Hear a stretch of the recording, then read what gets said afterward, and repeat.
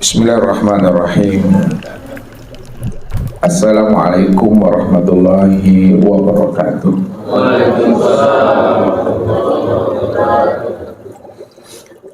Alhamdulillah.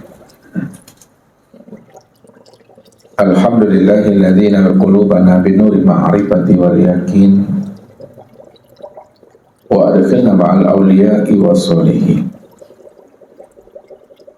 Wassalatu wassalamu ala sayyidina Muhammadin nabiyyi sayyidil mursalin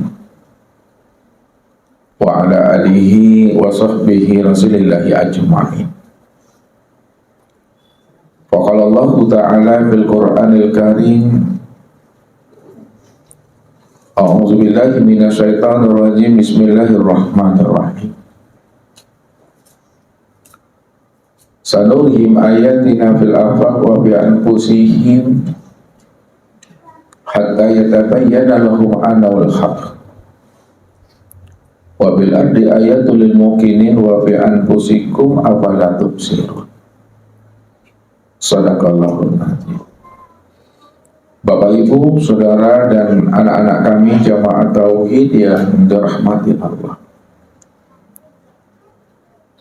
Seluruh amal yang kita tunaikan di alam dunia ini sebagai seorang mukmin, baru amal itu bernilai ibadah indallah di sisi Allah apabila amal itu kita kerjakan di atas ma'rifatullah, yaitu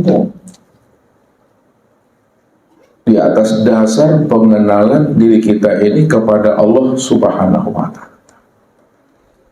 Inilah yang diingatkan oleh baginda Rasul kepada umatnya sebagai bentuk cinta dan kasih sayang yang beliau kepada kita. La tasihul ibadah illa bima'rifatil ma'bud. Tidak sah ibadah yang kita tunaikan, tidak sah amal yang kita kerjakan illa bima'rifatil ma'bud, melainkan kita mengenal siapa yang kita sembah. Maka jikalau kita tidak mengenal yang kita sembah, tak mengenal namanya akan Allah sebagai Rabb Tuhan kita, maka amal kita itu belumlah dipandang Allah sebagai amal ibadah. Kalau Allah tidak memandang amal kita sebagai amal ibadah di sisinya, karena kita memperbuatnya tidak di atas dasar ma'rifatullah, pengenalan diri kita ini kepada Allah, itu artinya Bapak Ibu, seluruh amaliyah dan ketaatan yang kita kerjakan sampai habisnya usia umur kita, itu adalah amal yang hampa atau amal yang sia-sia. Inilah yang selalu Allah ingatkan kepada kita semua. Wa hum yahsabuna annahum yuhsinuna sun'at. Mereka menganggap dan mengira bahwa mereka telah melakukan amal yang terbaik dalam hidupnya. Akan tetapi mereka, kata Allah, sebenarnya mereka telah tertipu dengan diri dan amal mereka sendiri, namun mereka tidak menyadarinya, kata Allah. Apa sebabnya mereka itu telah tertipu dengan diri dan amal mereka sendiri? Itu disebabkan karena mereka itu mendirikan suatu amal tidak di atas dasar ma'rifatullah, tidak di atas dasar pengenalan dirinya kepada Allah. Maka pantaslah Nabi mengingatkan akan umatnya ini. Kamin qa'imin hazuhu min salatihi at-ta'ab wan nasab. Berapa banyak nanti umatku yang menunaikan dan mengerjakan ibadah sholat,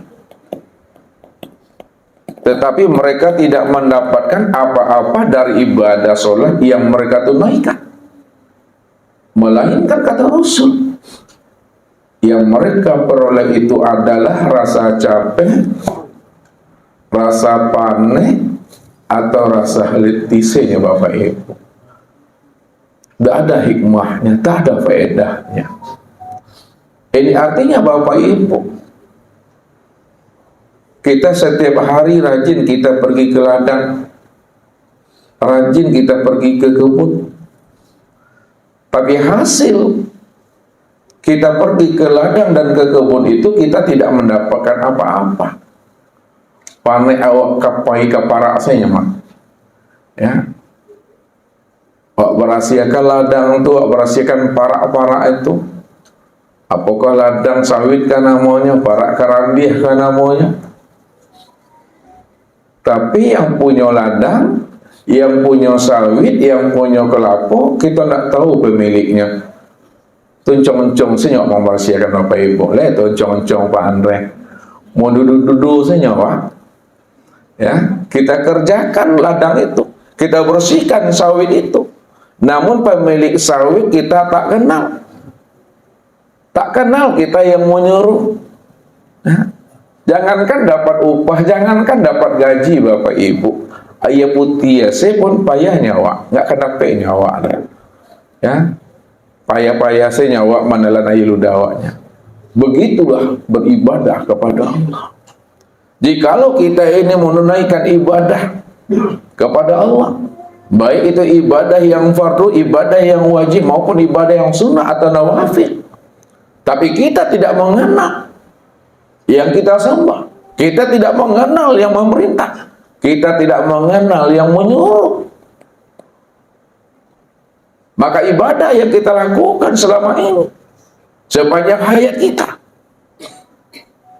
itu adalah amal ibadah yang hampa dan sia-sia. Udah lusuh badanku beribadah Bapak Ibu. Latu lagainya badanku karena rajin beribadah. Ya, dah tua, ada usul.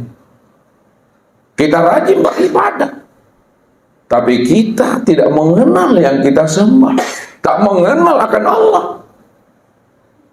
Maka ibadah yang kita lakukan bertahun-tahun, puluhan tahun, walaupun umur kita ini ya, sudah sampai 70 tahun, 80 tahun, batang tubuh kita ini telah usut, telah renta dan tua. Namun ibadah yang kita lakukan puluhan tahun itu, itulah ibadah yang hampa dan sia-sia. Kalau bahasa ustaznya, takicu di nantarang namanya Bapak Ibu.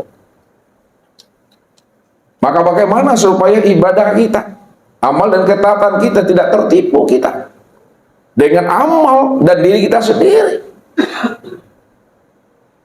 Maka wajib kita itu mengenal akan Allah. Kalau tidak, itulah menjadi amal ibadah yang hampa. Ini yang diingatkan oleh baginda Rasul selalu kepada diri kita. Sayati zamanun ala ummati yusalluna wa la yusallun. Akan datang suatu zaman, suatu masa setelah aku tiada, kata baginda Rasul, di mana umatku mendirikan ibadah sholat, mereka menunaikan ibadah sholat, mereka mengerjakan ibadah sholat. Apa yang diperintahkan Allah dia tunaikan, apa yang diwajibkan Allah dia kerjakan. Namun sebenarnya kata Rasul, mereka itu belum menunaikan dan mengerjakan ibadah sholat.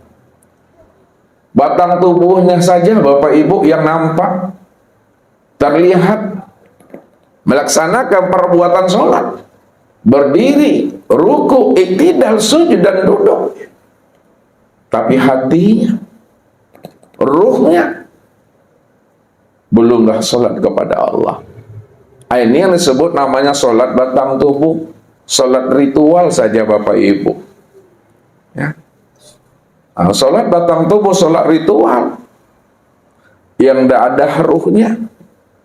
Ya. Ini yang diungkapkan oleh ulama fikih tentang sholat batang tubuh itu. Aqwalun wa af'alun muftatahatun bitakbir wa muhtatamatun bitaslim.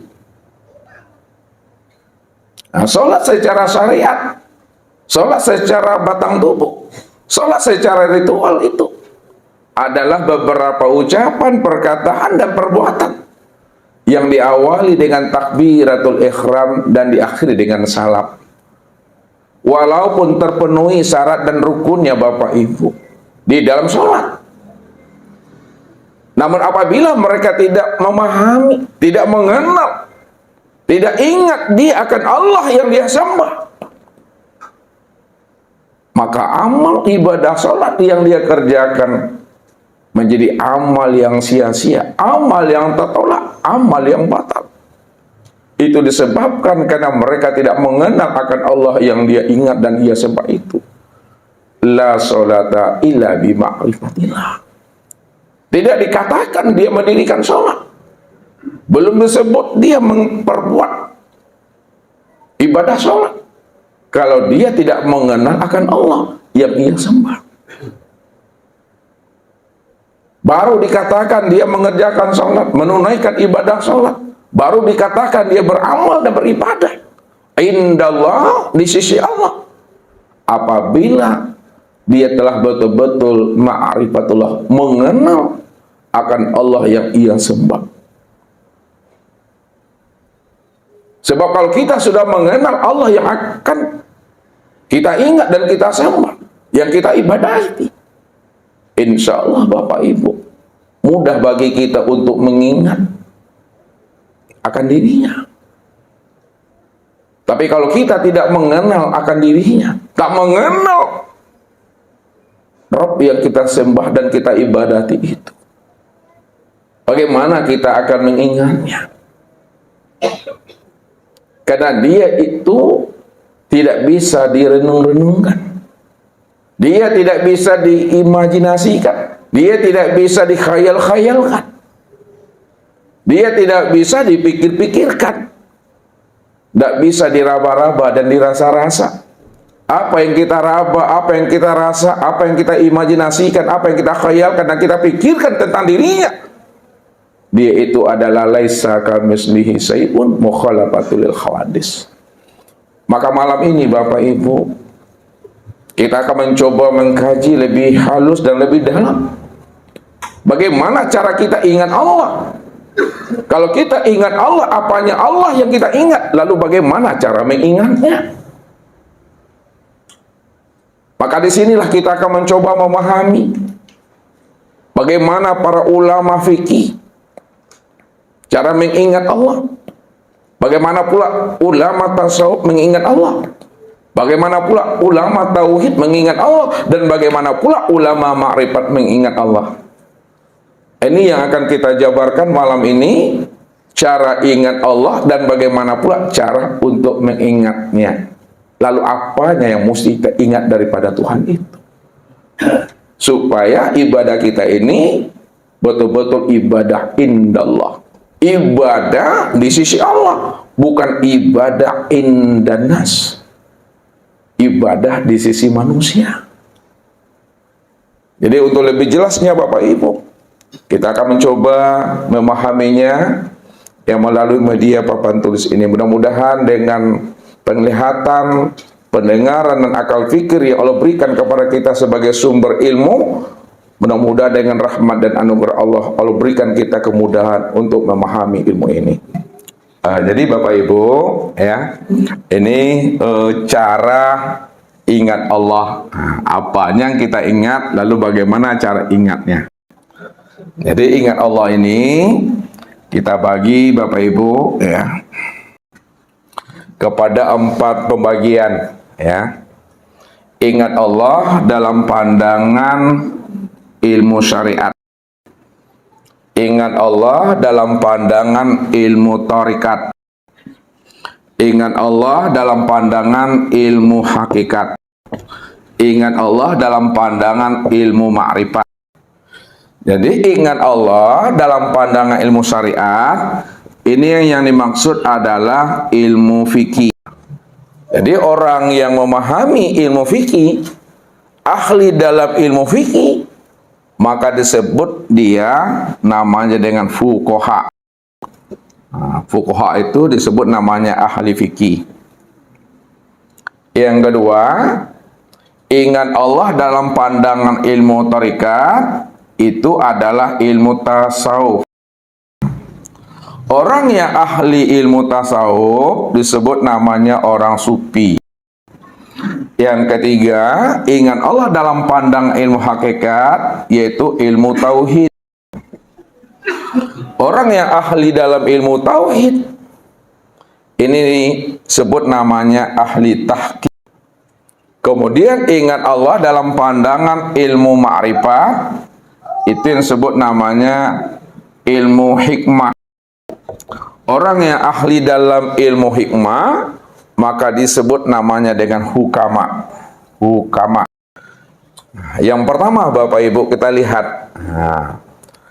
Mengingat Allah dalam pandangan orang ahli fikih atau fuqaha, maka yang diingatnya tentang Tuhan itu adalah lafaz Allah.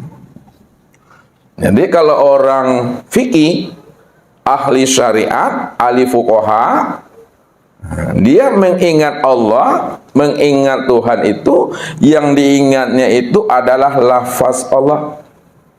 Yang diingatnya itu adalah asma Allah. Yang diingatnya itu adalah tulisan Allah. Yang diingatnya itu adalah huruf alif, lam, lam, ha. Itu yang pertama. Yang kedua, orang yang ahli tasawuf atau ahli sufi, dia mengingat Allah itu, yang diingatnya bukan nama Allah, tapi yang diingatnya itu adalah diri yang bernama Allah. Jadi orang tasawuf itu, yang diingatnya itu adalah diri yang bernama Allah, diri yang punya nama, yang diingatnya. Kemudian orang ahli tauhid, ya ahli tahqiq, dia bukan mengingat diri yang punya nama, tapi dia betul-betul menyaksikan diri yang bernama Allah. Itu orang tauhid tuh, orang ahli hakikat. Jadi dia itu betul-betul menyaksikan diri yang bernama Allah. Sedangkan ahli hikmah, orang makrifat, dia bukan mengingat nama, bukan mengingat diri yang punya nama, bukan pula menyaksikan diri yang bernama Allah. Tidak ada lagi di situ dia mengingat nama, tak ada lagi di situ dia mengingat diri yang punya nama, tidak lagi pula di situ dia menyaksikan diri yang punya nama. Tidak ada yang diingatnya, tidak ada lagi bahasa mengingat. Betul-betul dia dalam keadaan diam, dalam keadaan fana. Itulah perbedaannya Bapak Ibu. Lalu bagaimana kita memahaminya satu-satu?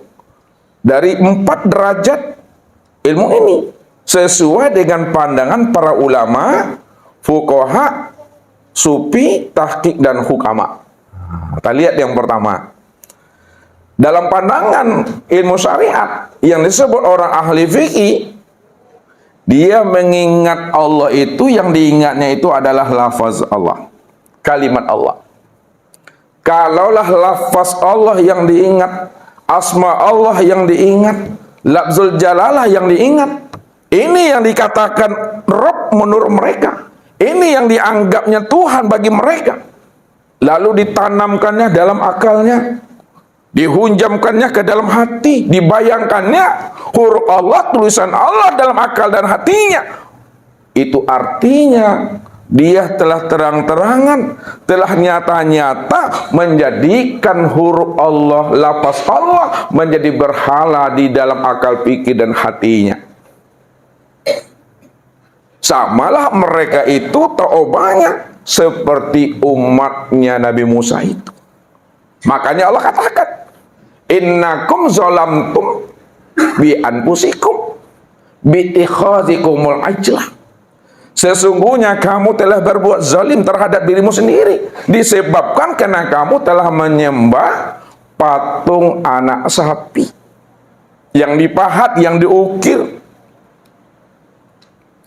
di dinding-dinding batu. Itu yang disembah mereka. Bagi kita sekarang, walaupun tidak menyembah namanya anak patung yang terukir, yang terpahat di dinding-dinding batu cadas, namun pada saat dia menyembah tulisan Allah, menyembah asma Allah, menyembah huruf Allah, alif lam lam ha, lalu ditanamkan dalam pikiran dan hatinya, dipandangnya itu sebagai Robnya, sama saja Bapak Ibu, artinya dia menyembah anak patung itu, anak sapi itu, ya. Walaupun wujudnya berbeda, namun hakikat yang disembahnya adalah sama-sama berhala. Yang satu ya menjadikan tulisan Allah menjadi berhala dalam hati dan pikirannya, dan yang satu lagi menjadikan patung anak sapi itu menjadi berhala dan sembahan dalam pikiran hatinya itu. Inilah ibadah yang tertipu. Ini yang diingatkan Allah kepada kita sebenarnya. Wa minan nasi may ya'budullaha ala harfin. Ada sebahagian, kata Allah, bukan seluruhnya Bapak Ibu. Ada sebahagian daripada hambaku,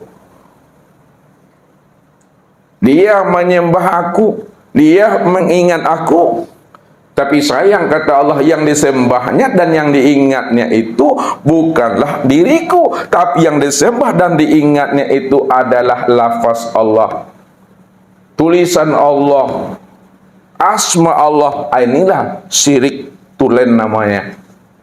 Ya, tulen itu yang syirik. Makanya ibadah mereka yang mereka lakukan puluhan tahun lamanya, maka ibadah mereka itu tertolak, ibadah yang tidak diterima oleh Tuhan. Disebabkan karena diri mereka itu betul-betul kafir, kata Allah. Apa yang menyebabkan diri mereka kafir? Lalu dikatakan Allah, diri yang kafir itu adalah diri yang najis, karena mereka tidak mengenal akan Robnya, dan mereka juga tidak mengenal siapa dirinya yang sebenarnya. Makanya orang yang tidak mengenal Allah dan tidak mengenal siapa rahasia dirinya, maka dikatakan Allah, innamal musyrikuna najasun. Sesungguhnya diri mereka adalah najis disebabkan karena mereka tidak mengesahkan Allah. Apa sebabnya mereka tidak mengesahkan Allah? Karena mereka tidak mengenal Tuhannya. Mereka tidak mengenal siapa dirinya. Kalaupun mereka mengatakan mengenal Allah, mereka bertuhan kepada Allah itu hanya bertuhan sebatas mengenal huruf, mengenal nama, tapi tidak mengenal diri yang punya nama. Ini ibadah yang tertipu, ibadah yang sia-sia, amal yang fata morgana namanya Bapak Ibu. Ya. Ini yang mesti kita pahami. Ya. Jangan kita mengira dan menyangka bahwa kita telah melakukan amal yang terbaik di hadapan Allah. Padahal amal kita, diri kita menjadi batu licin saja Bapak Ibu dalam kehidupan ini. Ya. Sholat subuh yang kita dirikan karena kita tak mengenal Allah, itu syirik, dosa. Sholat zuhur yang kita dirikan karena tidak mengenal Allah, itu syirik, dosa. Setiap sholat berdosa, setiap beribadah berdosa, karena dia tidak mampu mengenal yang ia sembah itu. Ya. Percuma amal ibadahnya Bapak Ibu, tidak ada artinya. Ya. Jadi hidup mereka itu berada selalu di dalam lingkaran. Ini yang mesti kita hati-hati Bapak Ibu. Ya. Hati-hatinya maksudnya jangan amal dan diri kita ini menjadi batu licin bagi diri kita sendiri. Ya.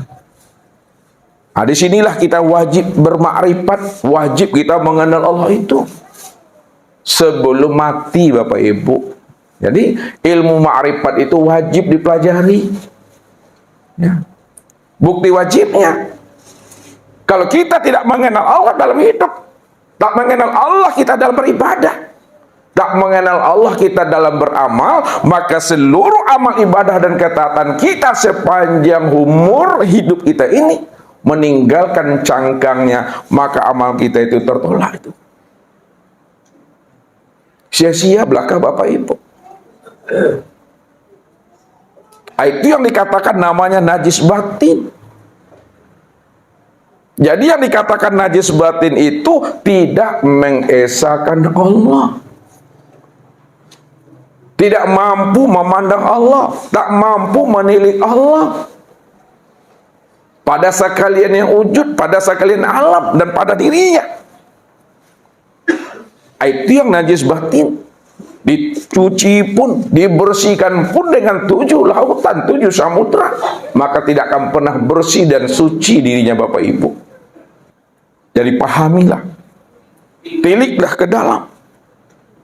Sudah berapa umur kita, sudah berapa usia kita? Lalu bagaimana amal ibadah dan ketaatan yang kita lakukan? Apakah amal ibadah yang sudah dipandang indah Allah di sisi Allah, atau amal ibadah yang dipandang indah nas, hanya di sisi manusia? Secara zahir kita disebut ahli ibadah, secara fisik kita disebut orang surau, orang masaji, orang langgar, ahli sujud, ahli zikir, ahli ibadah. Tapi secara hakikat kita ini dikatakan adalah orang yang munafik. Kita dikatakan orang yang fasik. Mulutnya mengaku beriman, tapi hatinya kafir kepada Allah. Inilah yang disebut namanya orang yang fasik itu.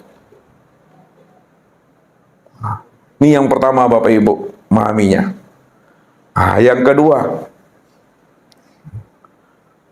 orang ahli tasawuf atau orang sufi, kalau dia mengingat Allah, yang diingatnya itu adalah diri yang bernama Allah, diri yang punya nama. Lalu bagaimana caranya untuk mengingat diri yang bernama Allah? Bagaimana cara mereka untuk mengingat diri yang bernama Allah? Untuk mengingat diri yang punya nama, untuk mengingat diri yang bernama Allah, mereka mesti paham siapa dirinya yang sebenarnya. Siapa yang sebenar diri itu? Makanya dikatakan oleh Nabi, man arafa nafsahu faqad arafa rabbahu. Siapa yang kenal dengan dirinya, siapa yang tahu dengan rahasia dirinya, pasti dia kenal akan Tuhannya. Kalau memang betul kita Bapak Ibu, kita ingin kenal Tuhan, betul kita ingin kenal Allah, betul kita akan kenal Rabb, maka kenali diri dahulu. Tilik diri ini ke dalam, baca diri ini ke dalam, iqra ke dalam. Baca alam pada diri, baca diri. Lalu di dalam diri, caranya? Di dalam diri ada diri, untuk mengingat diri yang bernama Allah. Di dalam rahasia diri itu, bagaimana cara mereka untuk mengingat diri yang bernama Allah? Qiyamuhu binafsi, untuk mengingat diri yang punya nama, untuk mengingat diri yang bernama Allah, mereka mesti paham siapa dirinya yang sebenarnya.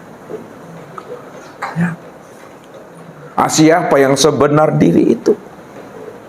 Makanya dikatakan oleh Nabi, man arafa nafsahu faqad arafa rabbahu. Siapa yang kenal dengan dirinya, siapa yang tahu dengan rahasia dirinya, pasti dia kenal akan Tuhannya. Kalau memang betul kita Bapak Ibu, kita ingin kenal Tuhan, betul kita ingin kenal Allah, betul kita akan kenal Rabb, maka kenali diri dahulu.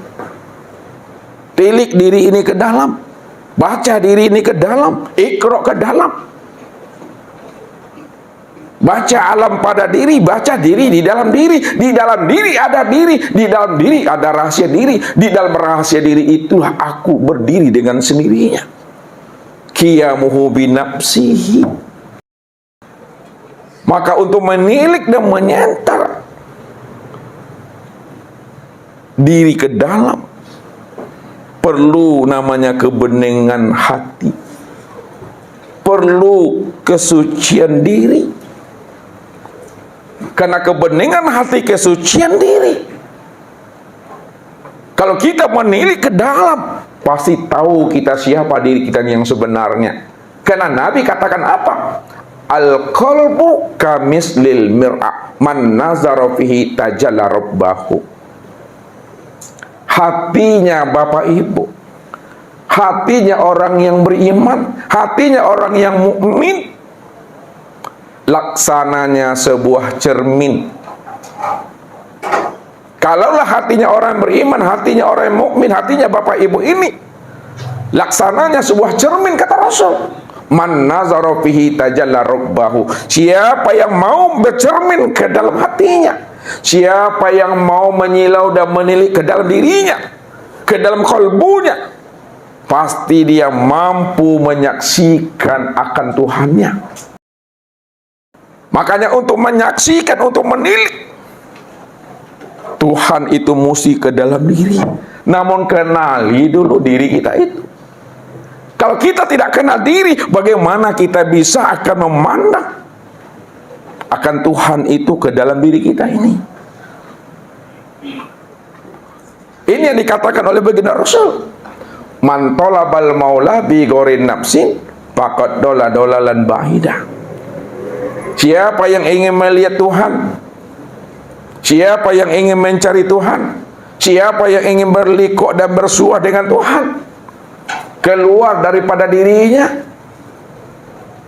maka dia tidak akan pernah berjumpa dengan Tuhan untuk selama-lamanya, karena dia telah berada pada kesesatan yang sangat jauh, kata Rasulullah.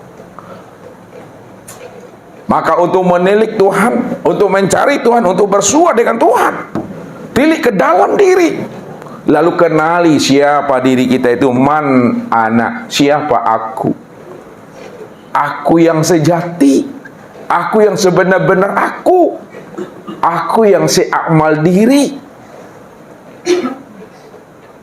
Karena Nabi telah memberi petunjuk, Nabi telah memberikan jalan. Siapa yang istiqomah mengikuti jalan dan petunjuk Allah yang disampaikan oleh Nabi kepada kita, pasti kita akan bisa berjumpa siapa Tuhan dan siapa diri kita ini. Karena Allah dah jamin itu kepada diri Bapak Ibu. Ya ayyuhal insan innaka kadihun ila rabbika kadhan famulaki. Hei insan, hei sekalian manusia, wahai jantung hatiku, kata Allah, karena kamu telah bersungguh-sungguh, kamu telah bekerja keras untuk mencari dan menemui aku. Dengan cara kamu berusaha mengenal siapa sejati dirimu, pasti satu saat kamu akan bertemu dengan aku setelah kamu mampu menemui siapa dirimu yang sebenarnya. Jadi Allah bukakan rahasia bagi orang yang bersungguh-sungguh, orang yang istiqomah untuk mencari dan menemui Allah ke dalam dirinya, lalu dia mau memahami siapa sejati dirinya, pasti kamu akan menemui akan aku setelah kamu mampu mengenal siapa rahasia dirimu yang sebenarnya. Lalu siapa diri ini? Diri ini Bapak Ibu yang sebenarnya diri, ini yang disebut namanya dengan ruh. Yang sebenar diri itu adalah ruh. Udah kenal kita Bapak Ibu, yang sebenar diri adalah ruh. Maka tilik lagi ke dalam Bapak Ibu, siapa yang sebenar ruh itu? Yang sebenar ruh itu disebut namanya dengan nyawa. Nyatanya wujud Allah. Anda tahu kita yang sebenar ruh itu adalah nyawa sebutannya. Tilik lagi ke dalam.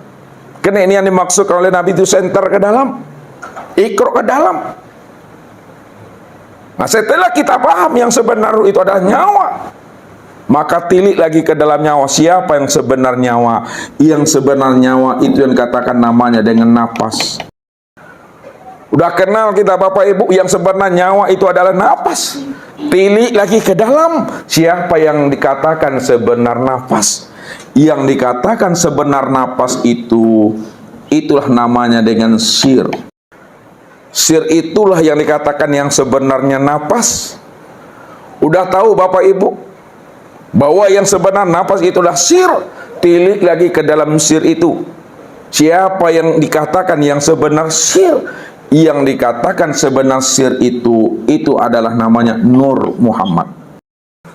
Nur Muhammad itulah sebenarnya yang diri Bapak Ibu.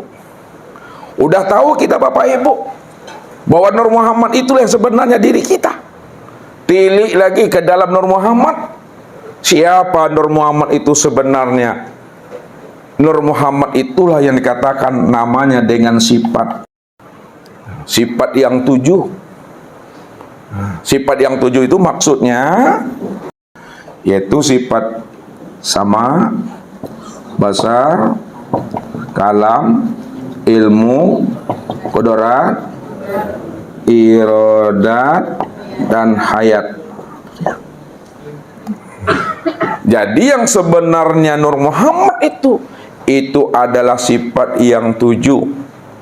Sama, basar, kalam, ilmu, qudrat, dan iradat, serta hayat. Udah tahu kita bahwa Nur Muhammad itu adalah sifat yang 7.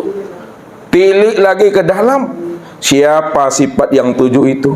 Sifat yang 7 ini yang disebut namanya dengan zat. Itu yang disebut namanya zat.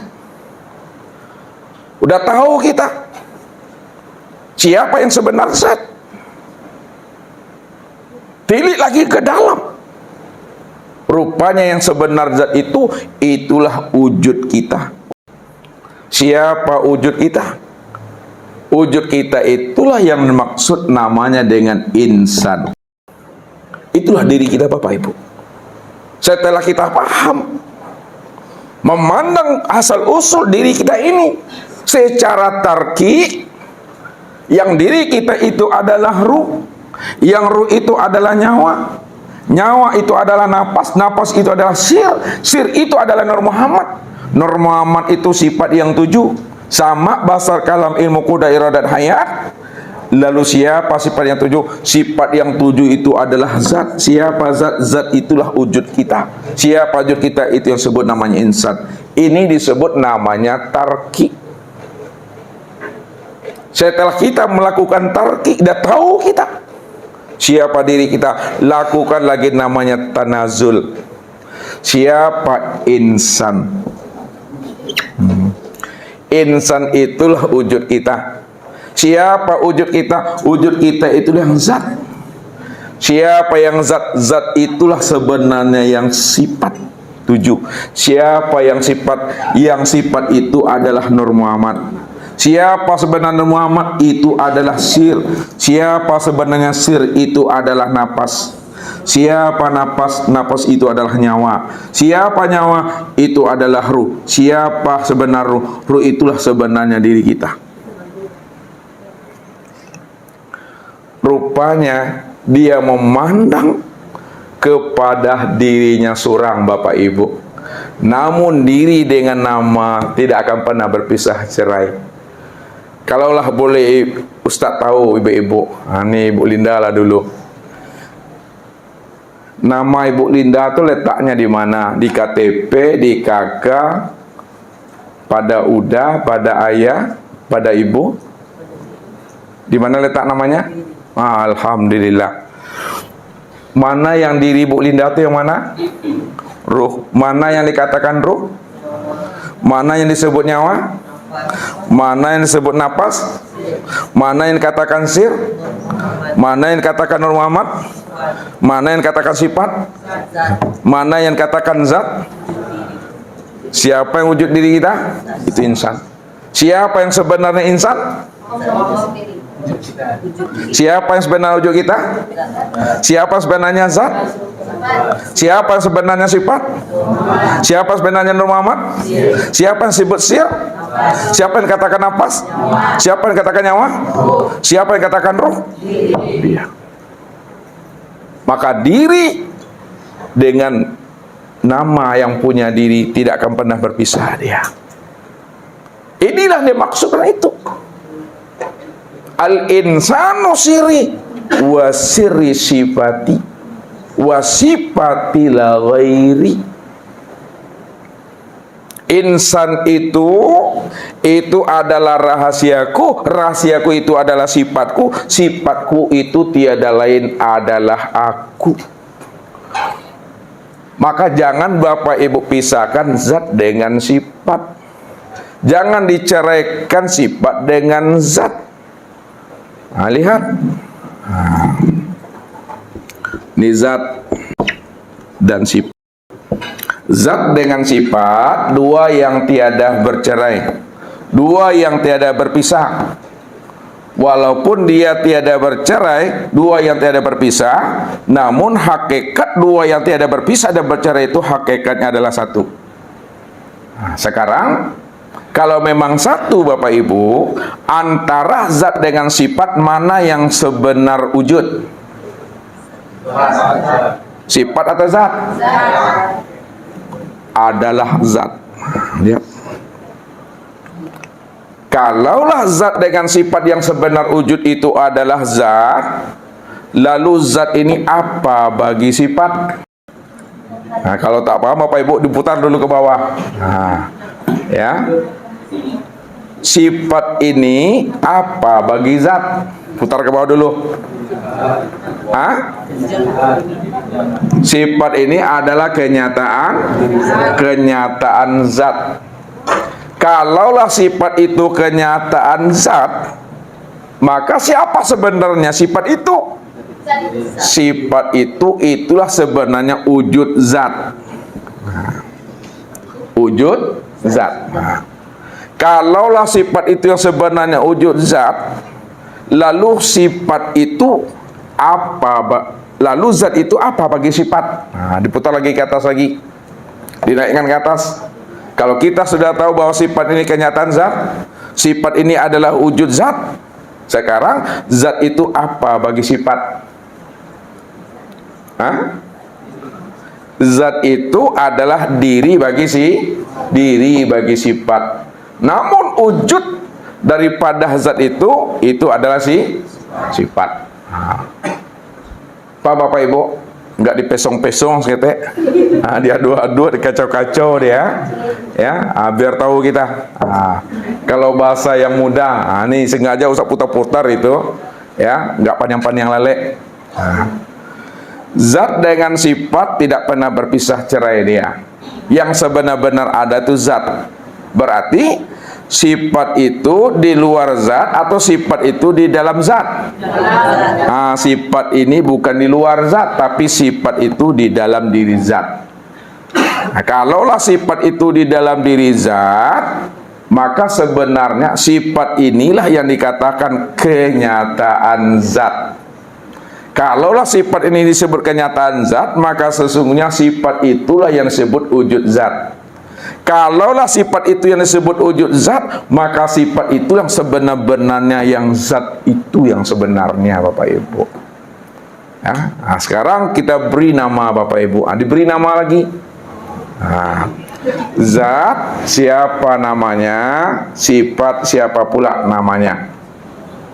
Zat namanya Allah, sifat namanya Muhammad. Nah, sekarang udah bernama deh Bapak Ibu. Ya. Kalaulah zat namanya Allah dan sifat namanya adalah Muhammad, untuk memandang Allah lihatnya kemana? Lihatnya kepada Muhammad. Kenapa untuk memandang Allah lihatnya kepada Muhammad? Karena Muhammad ini kenyataan Allah. Kalaulah Muhammad itu disebut kenyataan Allah, maka Muhammad itulah sebenarnya wujud Allah. Kalaulah Muhammad itu sebenarnya wujud Allah, maka Muhammad itu tiada lain adalah Allah. Kalaulah Muhammad itu tiada lain adalah Allah, maka sesungguhnya Muhammad itu yang Allah. Itu yang dikatakan Allah dengan Muhammad, Muhammad dengan Allah tidak pernah berpisah cerai dia. Itu diri dengan namanya, diri dengan sifatnya, diri dengan wujudnya, tidak pernah berpisah cerai, Bapak Ibu. Ya, makanya orang ahli thariqat, ahli tasawuf, dia bukan mengingat lapas Allah, dia bukan mengingat tulisan Allah, tapi dia betul-betul mengingat diri yang bernama Allah. Untuk mengingat diri yang bernama Allah, mengingatnya kepada diri ini, diri insan. Diri insan inilah kesempurnaan untuk memandang nyatanya wujud diri yang bernama Allah itu. Ini dia. Ini yang dikatakan oleh Allah. Wallahu nafsiyun wa ana nafsahu wujudahu. Allah itu diriku dan diriku inilah wujud aku sendiri. Jadi memandangnya, melihatnya, menyenternya bukan keluar diri, tapi memandang, melihat dan menyenternya pada diri sendiri, Bapak Ibu. Memandangnya pada diri masing-masing. Ya. Itu maksudnya. Walaupun memandangnya kepada diri masing-masing, namun diri masing-masing daripada diri Bapak Ibu yang disebut insan bukanlah kenyataan diri Bapak Ibu. Diri insan itu bukan kenyataan diri Bapak Ibu, tapi diri insan itu kenyataan dirinya Allah. Dirinya Allah. Allah yang menjelaskan al-insanu sirri wa ana sirruhu. Insan itu rahasia diriku dan akulah rahasia insan itu. Kalaulah insan itu adalah rahasia diriku, akulah sebenarnya yang disebut insan itu. Afala taqilun, afala tatafakkarun, kata Allah. Aku telah wujud, aku telah zahir, aku telah nyata. Tapi kenapa tidak kamu pikirkan? Kenapa tidak kamu pahami, kata Allah? Wa fi anfusikum afala tubsirun. Aku ini dah wujud. Aku yang menjadi dirimu. Dirimu itu adalah diriku. Diri aku yang sebenarnya dirimu. Kenapa tidak kamu pahami, kata Allah. Begitulah Allah menjelaskan siapa diri Bapak Ibu yang sebenarnya. Nah, setelah kita paham diri kita yang sebenarnya di hadapan Allah, diri yang la haula wala quwata illa billah, disitulah kita mengerti bahwa diri yang la haula wala quwata illa billah inilah kenyataan wujudnya diri Allah. Kalaulah ini kenyataan wujud dirinya Allah, kenyataan wujud dirinya Allah itu sebenarnya diri Allah itu sendiri. Tidak ada diri siapa-siapa di sana. Nih, yang kedua. Nah, yang ketiga, Bapak Ibu. Bagaimana pula orang ahli tauhid, ahli tahqiq dalam mengingat Allah. Dia mengingat Allah, Bapak Ibu, tidak lagi mengingat diri yang bernama Allah, tapi betul-betul ahli tauhid, ahli tahqiq ini dia telah benar-benar menyaksikan diri yang bernama Allah itu pada diri sendiri. Dia telah melihat, dia telah menyaksikan diri yang bernama Allah itu pada diri sendiri. Bagaimana cara dia menyaksikan diri yang bernama Allah itu pada diri sendiri? Diajari oleh Nabi. Apa kata Nabi? Man arafa nafsahu bil mauti faqad arafa rabbahu bil hayati. Man arafa nafsahu bil fana'i faqad arafa rabbahu bil baqa'i. mutu qabla antamutu. Artinya, siapa yang telah kenal akan dirinya bahwa dirinya adalah mati, maka kenallah ia akan Tuhannya yang hidup itu hanya Allah. Siapa yang kenal akan dirinya bahwa dirinya itu fana, maka kenallah dia Tuhannya yang baqo itu adalah Allah. Maka disinilah Nabi mengajarkan kita, keluarlah kita dari diri kita, keluar kita dari keakuan wujud diri kita. Allah bilang apa? Bilang engkau adalah engkau, maka engkau tak kenal aku. Namun apabila engkau bukanlah engkau, pasti engkau kenal akan aku. Maka tidak ada cara yang lain untuk menyaksikan Allah pada diri sendiri, yaitu dengan cara bunuhlah akan wujud keakuan diri kita yang merasa diri kita ini yang wujud dan yang hidup itu.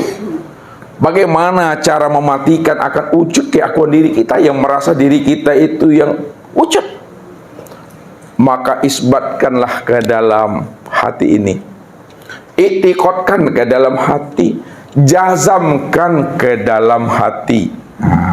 Bagaimana cara mengiktiqadkan dan menjazamnya ke dalam hati?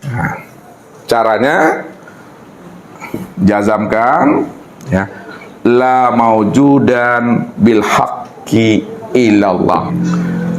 Tidak ada yang wujud, yang sebenar-benarnya wujud, melainkan yang sebenar-benar wujud itu hanyalah Allah. Maksudnya, tidak ada yang wujud pada kulitku, ya, dagingku, urat, tulang, limpa, jantung, hati, rabu, empedu, buah punggung, ruh, sirku, melainkan hanya Allah. Itu itikad tuh. Yang kedua, la sami'an bil haqqi illallah.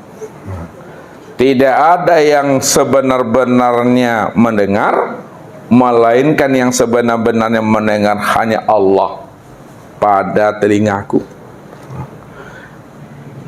Yang ketiga, la basiran bil haqqi ilallah. Tidak ada yang sebenar-benarnya melihat, melainkan yang sebenar-benarnya melihat adalah Allah pada mataku.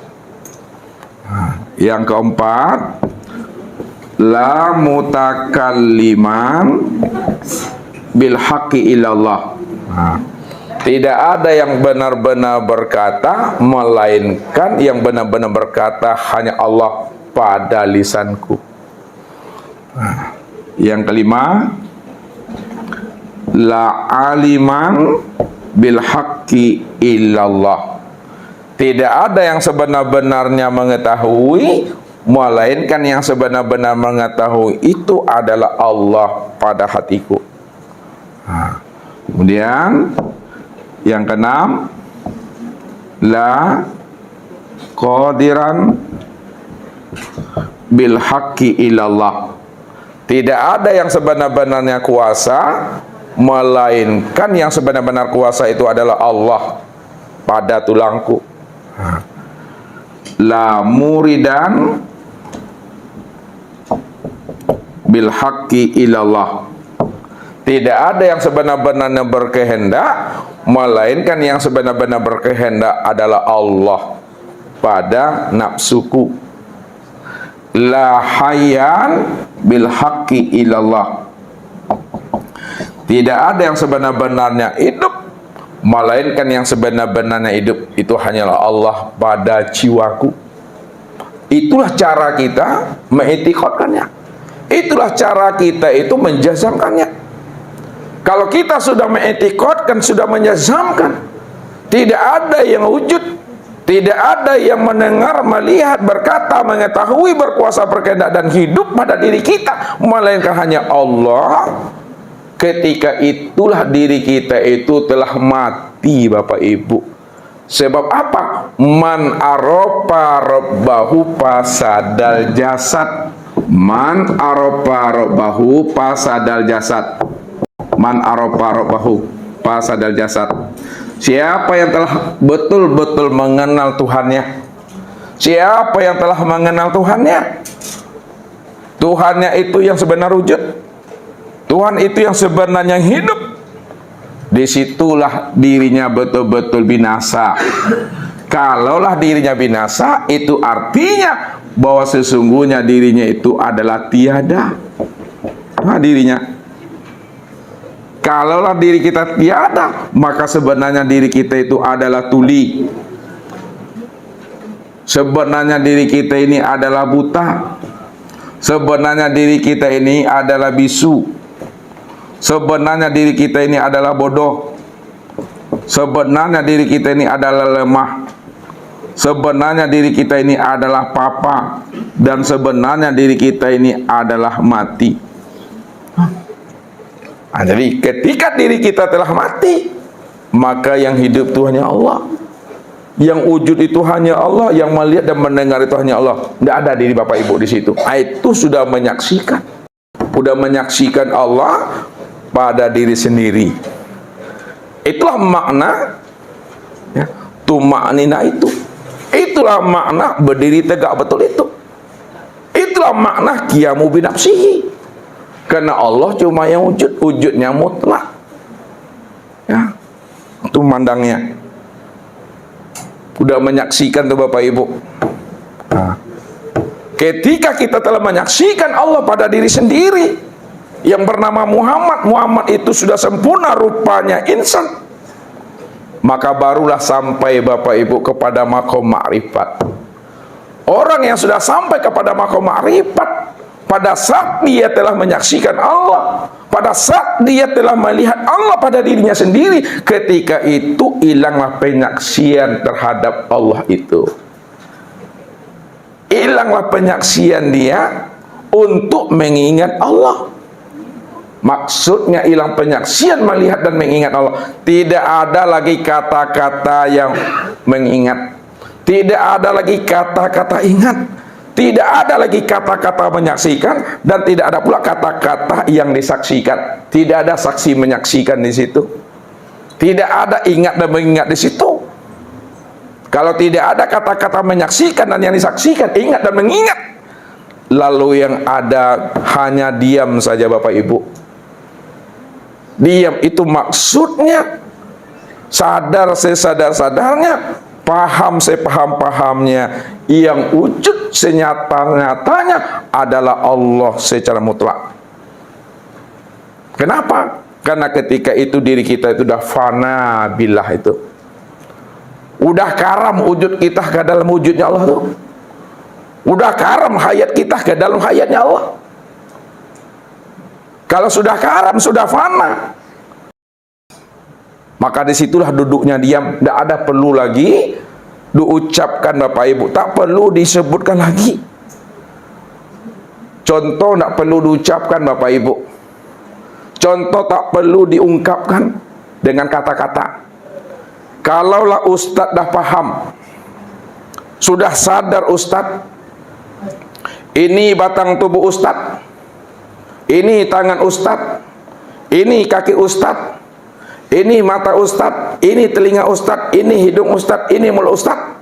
Perlukah Ustadz mencari-cari batang tubuh Ustadz lagi? Ya. Perlukah Ustadz mencari-cari tangan Ustadz? Ya. Mencari kaki Ustadz? Ya. Mata, telinga, hidung, mulut? Ya. Tidak. Kenapa Bapak Ibu? Ustadz tak perlu mencari-cari batang tubuh, tangan, kaki, mata, hidung, mulut. Kenapa tak perlu lagi? Karena sudah nyata, sudah jelas, sudah terang. Kalau sudah nyata, sudah terang, ini yang wujud dari Ustadz, ini yang tangan Ustadz, ini yang kaki Ustadz. Untuk apa perlu dicari-cari lagi? Cukup dipahami dan disadari oleh diri Ustadz sendiri bahwa diri Ustadz inilah dia. Tak perlu diungkapkan. Ya. Kalau kita sudah kenal Allah, kalau kita sudah menyaksikan Allah, udah kenal kita mana yang zatnya, Dah kenal kita mana yang sifatnya, dah kenal kita mana yang asmanya, dah kenal kita mana yang afalnya. Perlukah Bapak Ibu mencari-cari zat Allah, sifat Allah, asma Allah, dan afal Allah? Tak perlu. Kenapa tak perlu lagi? Karena kita sudah paham, sudah mengerti, dan sudah menyaksikan mana yang zat, mana yang sifat, mana yang asma dan af'al Allah itu. Rupanya zat, sifat, asma dan af'al Allah itu sudah nyata pada diri insan. Makanya kita wajib mengenal Allah itu, kata Ustadz. Siapa yang Allah itu sebenarnya? Lihat. Jadi kalau kita katakan kepada kawan, kepada sahabat, kepada teman, Allah itu yang mana? Lihat, Allah yang dikatakan Allah itu, Bapak Ibu, adalah zat, sifat, asma, dan itu yang disebut Allah tuh.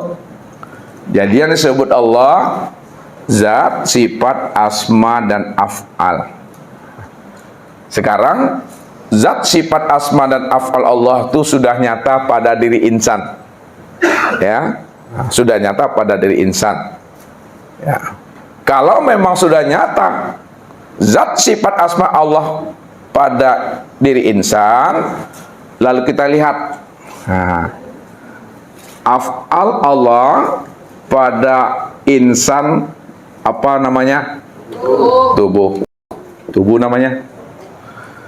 Asma Allah pada insan, hati namanya. Sifat Allah pada insan, ruh. Zat Allah pada insan, itu adalah sir.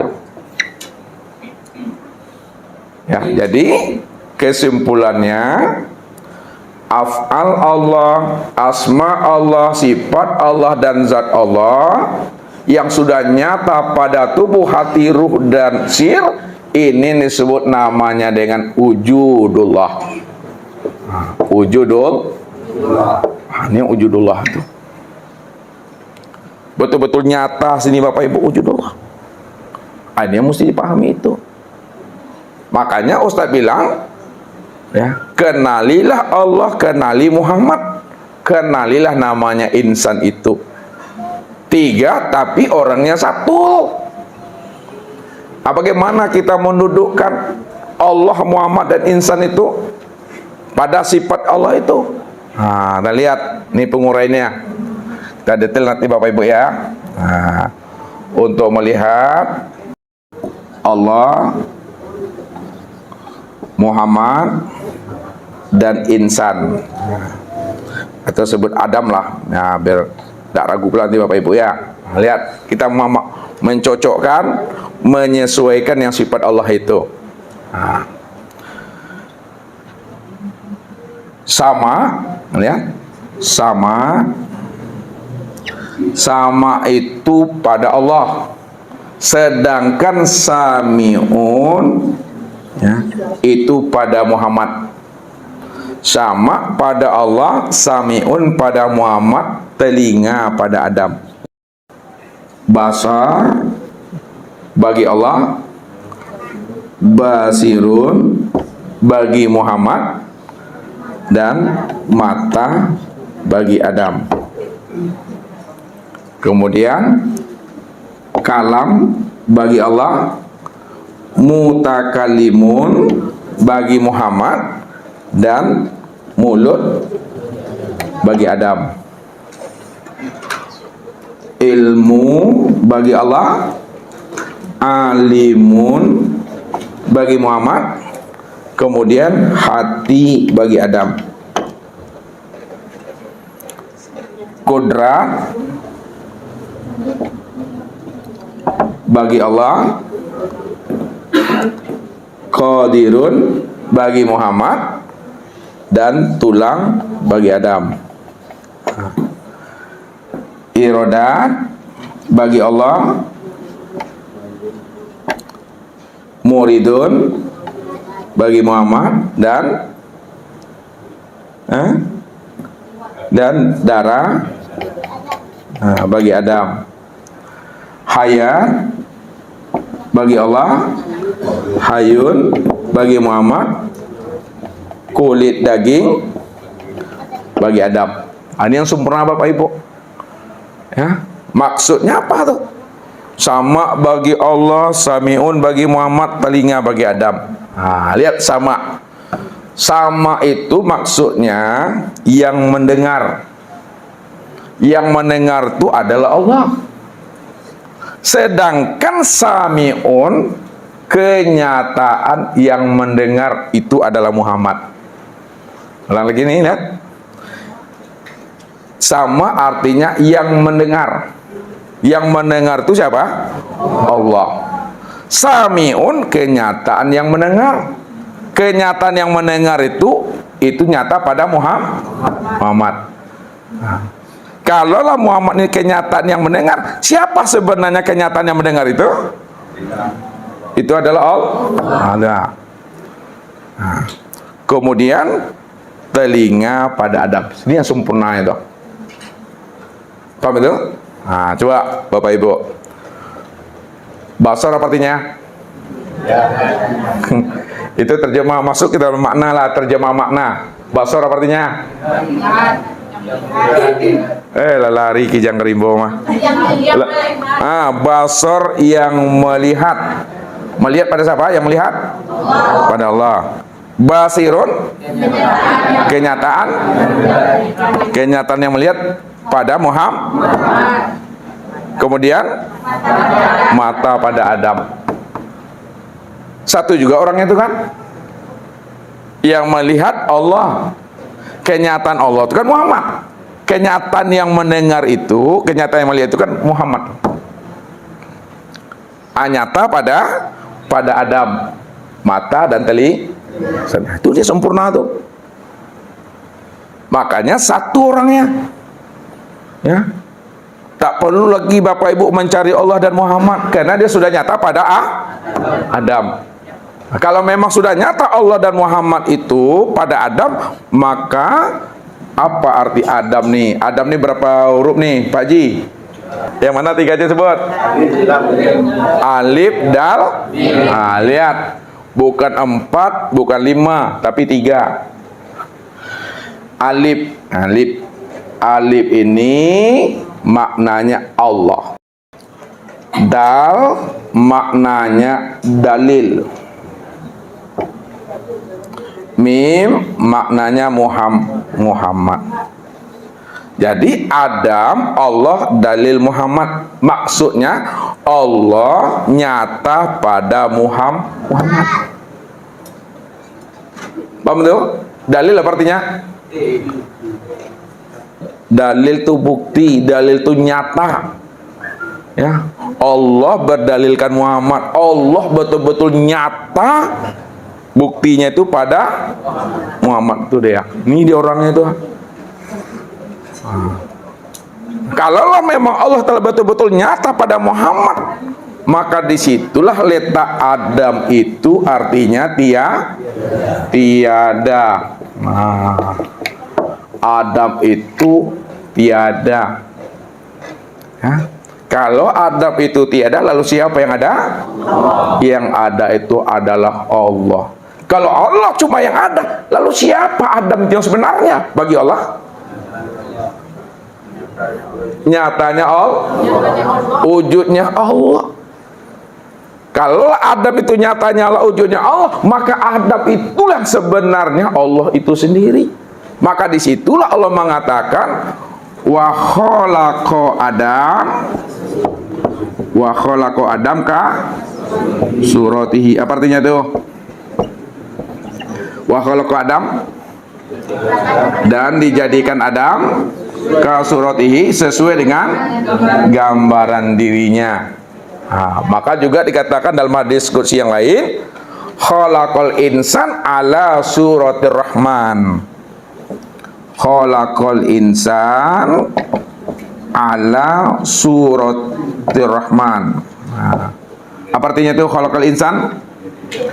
Dan dijadikan insan itu ala surati, atas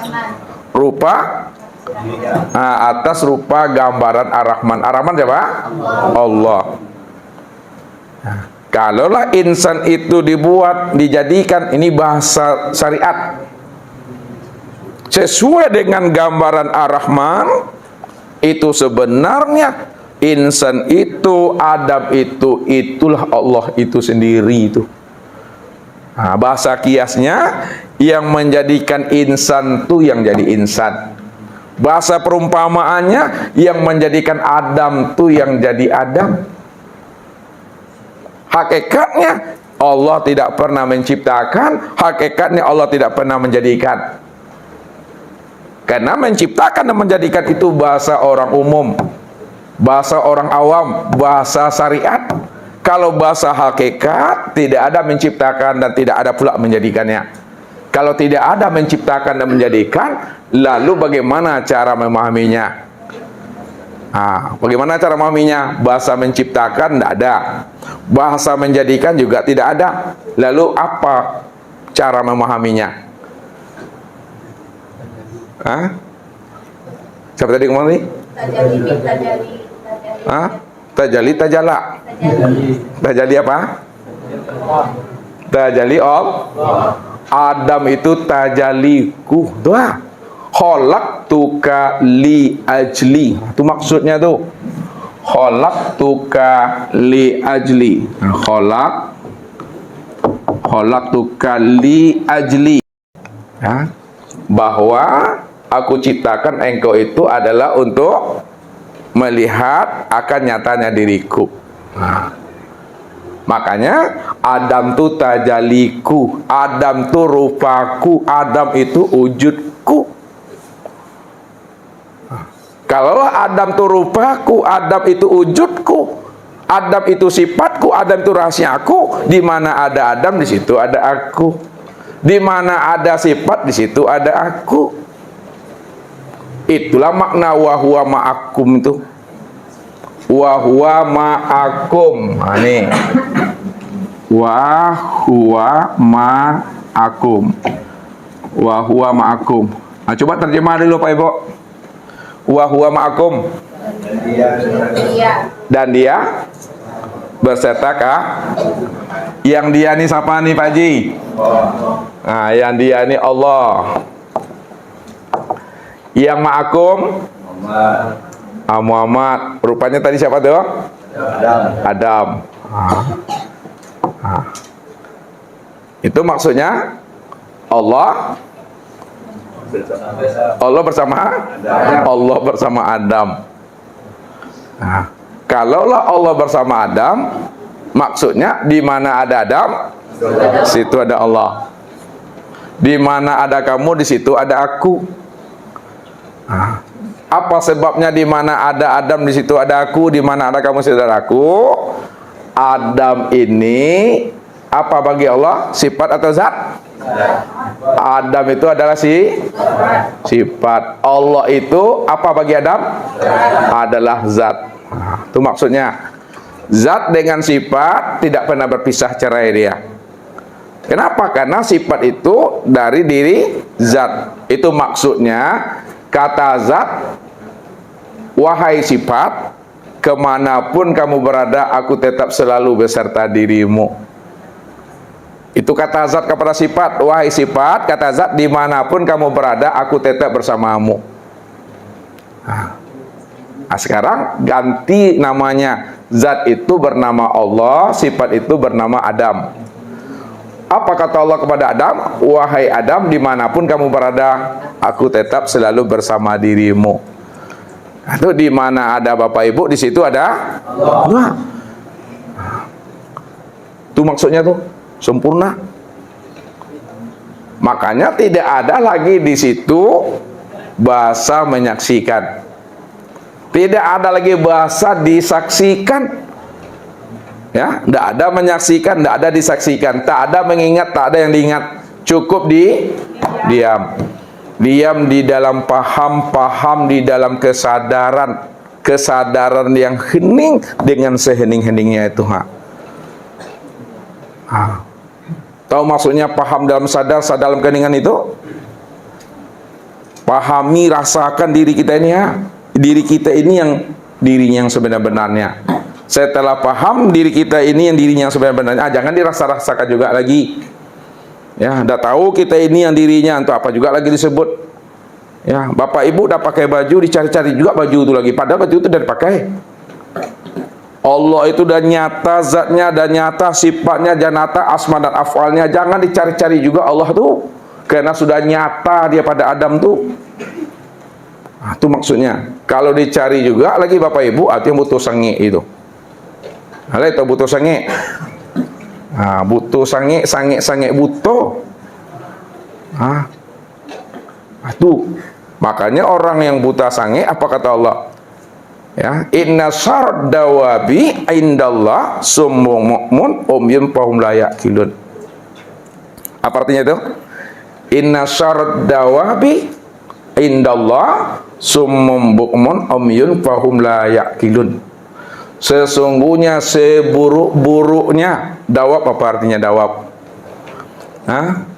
Wa ma min dabatin fil ardi. Sesungguhnya seburuk-buruknya binatang yang melata adalah manusia yang tuli, buta, bisu. Mereka tidak mempergunakan KKO-nya. Bukan KO. Kalau KO tumbang, ini K-nya dua. KKO. Apa KKO tuh? Kincia kincuta. Itulah makna meripat tuh bapak ibu. Tidak perlu lagi dicari-cari, tidak perlu diingat-ingat lagi tuh. Itulah ada fana bila dah tuh. Kalau udah fana, jangan bapak ibu merasa pula diri bapak ibu udah fana. Tak boleh merasa-rasa di situ. Ya, tak boleh ngaku-ngaku fana. Tak boleh ngaku-ngaku bako, tak boleh ngaku-ngaku Tuhan. Ya, diam aja lah di situ. Maka orang makrifat makomnya di mana? Makomnya di diam. Lihat. Kalaulah orang makrifat makomnya di diam, lalu Allah sebagai Tuhan makomnya di mana? As-sailah.